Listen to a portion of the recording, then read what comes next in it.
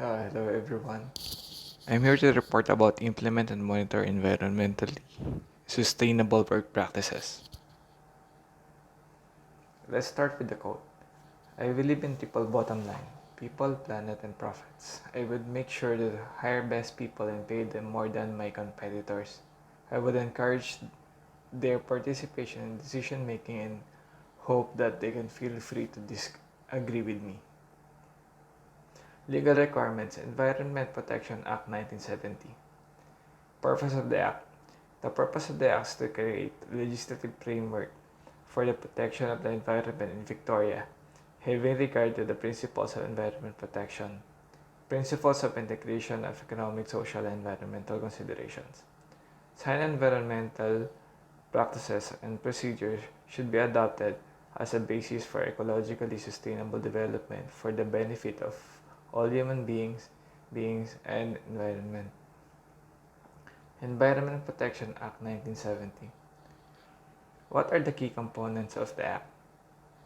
Provide a clear of principles that are common in environmental protection legislation across Australia that must be followed when making decisions that are intended to ensure the environment remains protected.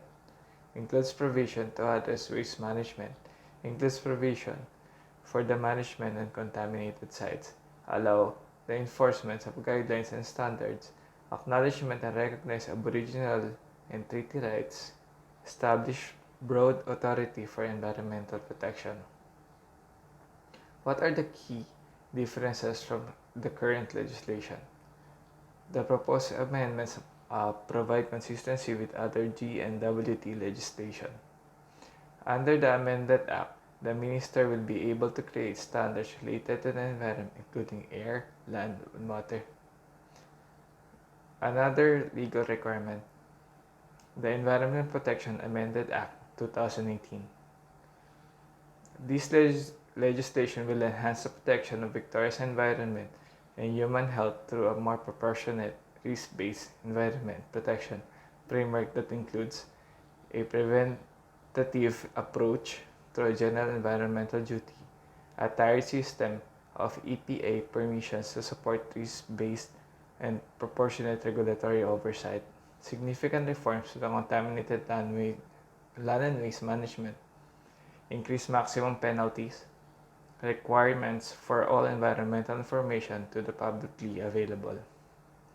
Environment Act 2017, the 2017 Act. In response to an independent inquiry in the EPA, the government indicated that there would be two phases in legislative reform to overhaul the Environment Protection Act 1970. Triple bottom line is a framework or theory that recommends that companies commit to focus on social and environmental concerns just as they do on profits. The TBL posits that instead of the bottom line, there should be three: profit, people, and planet. Energy conservation. Here are some ways you can save energy more. Perform energy audit. Control energy consumption. Cool down with fresh air. Give appliances and equipment a tune-up. Tackle your menu.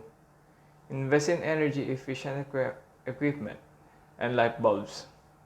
Take advantages of local energy saving programs. Get your staff on board. Monitor staff energy consumption. Reward all-star energy savers. For all the one who perform well and saves energy well, they should be rewarded. First quarter improvements and expectations. In the presentation, you can see what's the previous consumption of energy and what's the future consumption of energy using green team. Water conservation.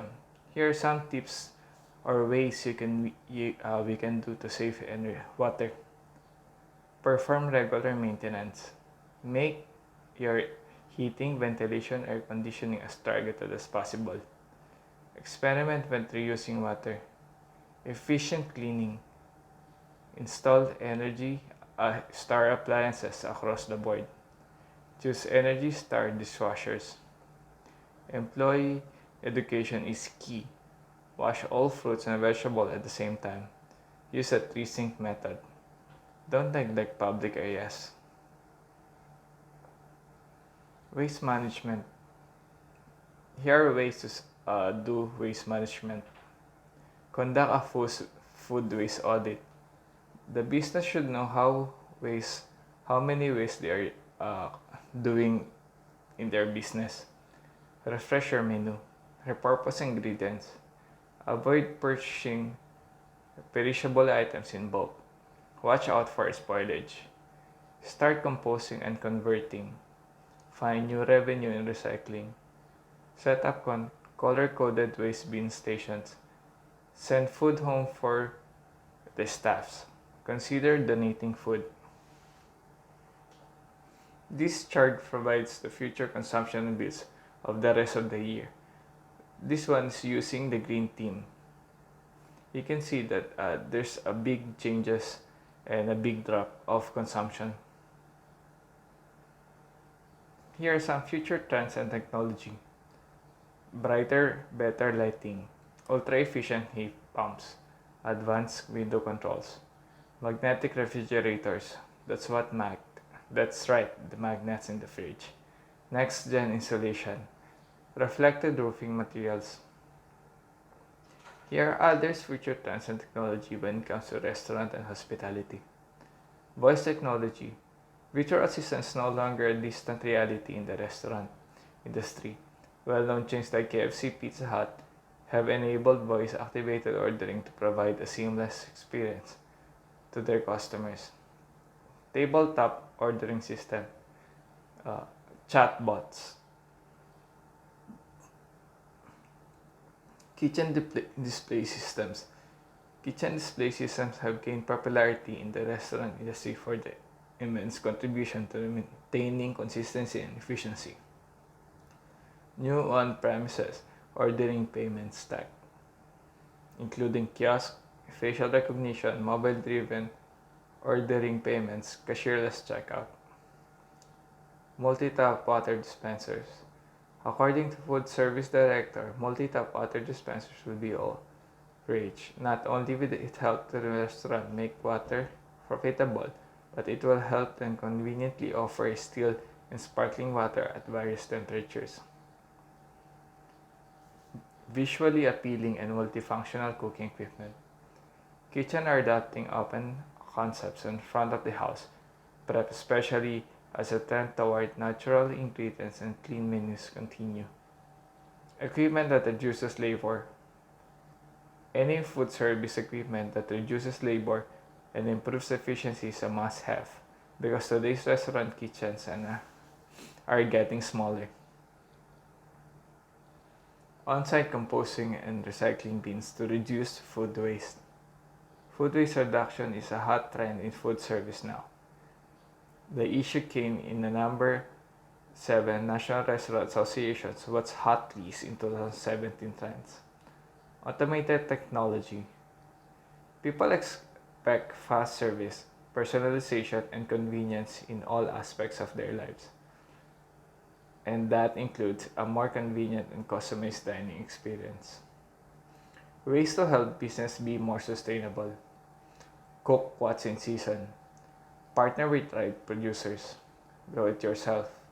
Manage your waste. Start small. Buy locally in bulk. Train your staff to be passionate about their cause. Plan for long haul. Prioritize customer satisfaction above everything else. Opening and closing procedures. Here are some tips you can use in opening to be more sustainable environmentally. A checklist in place for the proper times of turning on and off all equipment. This is very important and must be strictly adhered to the regard to the usage of energy that is being wasted on daily basis. Checking this procedure should be the first thing done every morning. Check freezers, coolers for any leftovers.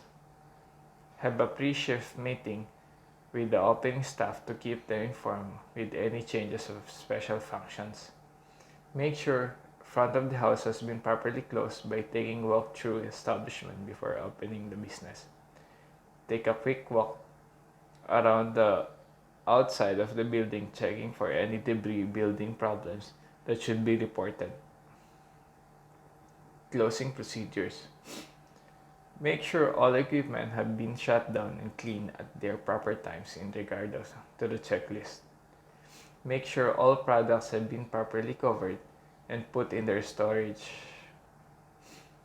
Make sure all garbage has been removed to the proper area. Prepare all deposits and make sure that this is accounted for and properly taken care of. Double check all doors and windows to make sure that the building is locked and secured. Put prep equipment. This includes the purchasing. Energy Star fryers, hot food cabins, refrigerator, freezers, and steam cookers can save 40%. So this is more applicable in the restaurant kitchen. Shut it off, turn it down, and keep it clean. Reduce broiler, fryer, and range preheating in idle time. Turn on electric cooling appliances subsequently instead of all at once. Run exhaust systems at lower fan speeds. Buy the right size. This saves money upfront and ongoing. Try new technologies. Convection ovens use less energy than conventional. For takeaway containers and disposables.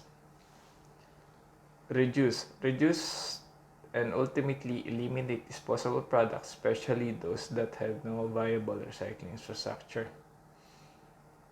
Substitute durable products for disposables. Ask customers how many napkins, utensils, and condiments they need rather than serve things they don't use. Recycle. Buy things that can easily recycle. Purchase recycled products. Close the loop. Switch to paper products that has been recycled. Renewable alternatives. Consider cups, utensils, and clear containers made out of PLA derived from the cornstarch. Utensils made out of wheat straw. Plates made out of sugar cane fiber. Clamshell containers made out of limestone, cornstarch, and wood fiber. Lined and bleached folded paper board boxes. Here are the agencies and groups that may assist in helping our industry environment sustainability. ALGA, Australian Land Groundwater Association. ALGA's mission is to assist the protection, restoration, management of land and groundwater. Certified Environment Practitioner Program, CENBP. The Certified Environmental Practitioner Scheme is now in its 11th year and is an initiative of EIA&Z. Bank Asia Foundation. The Bank Asia Foundation is not for-profit organization focused on working with the industry and the community. Australian Environment Business Network. The Australian Environment Business Network specializes in representing industry, business, and councils across Australia. Other agencies and groups that may assist in helping industry environmental sustainability. Environment Victoria, Bush Heritage Australia, Good Group, WWF, Sustainable Living Foundation, CERES, Australian Conservation Foundation. Great things in business are never done by one person. They're done by a team of people. It's very important that all do teamwork so we can get a better results. That's all. Thank you.